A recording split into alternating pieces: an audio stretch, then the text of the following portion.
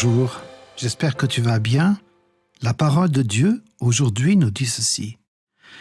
Tâche de te présenter à Dieu comme un homme solide, un ouvrier qui peut être content de son travail et qui annonce correctement la vraie parole de Dieu.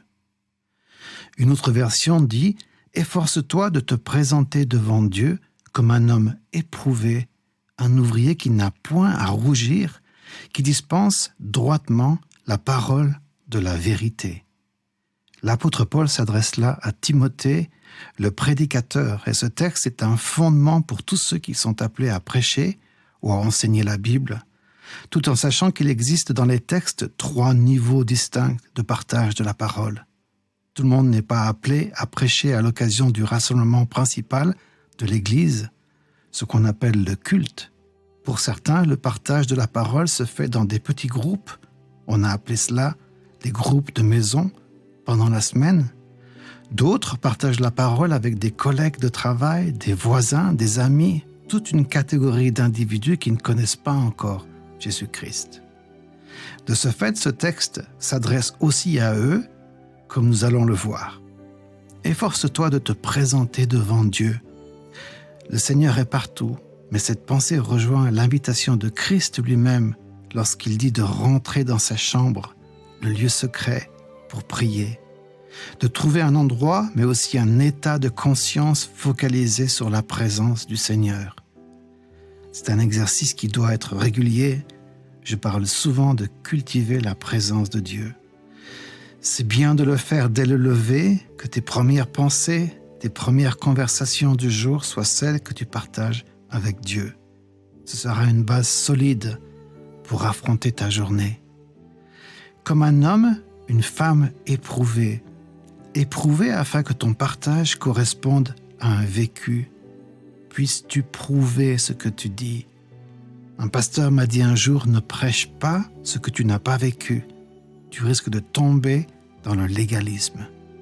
Le vécu donne du poids et de l'empathie à ta prédication. Ceux qui t'écoutent s'incarnent dans ce que tu prêches, se sentent compris et de ce fait exhortés.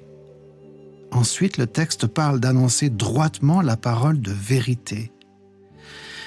Oui, c'est tellement fondamental d'être christocentrique, de mettre Christ au centre du texte et de rester fidèle à ce que lui a enseigné.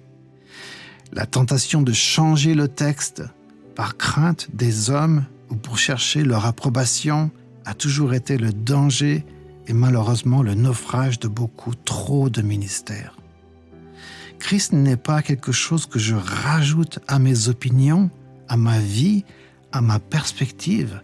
Non, Christ est le centre de ma vie, de mon discours, de ma prédication. Il n'est pas un rajout, je ne substitue pas sa parole à la mienne. Je remplace, je renverse, je convertis mes raisonnements. Je passe par la transformation, par le renouvellement de l'intelligence afin de discerner sa volonté et ce qu'il veut que je dise, quelles que soient les conséquences. Je connais des prédicateurs qui prêchent la parole de vérité dans des nations où cette parole est interdite. Certains sont emprisonnés à cause de cela.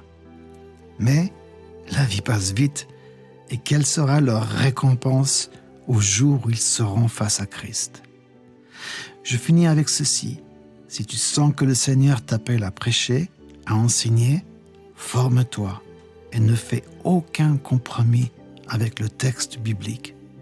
Prêche l'évangile de Jésus-Christ et non pas celui des hommes. Et souviens-toi du fait que c'est un privilège extraordinaire que celui d'être appelé à prêcher la vie.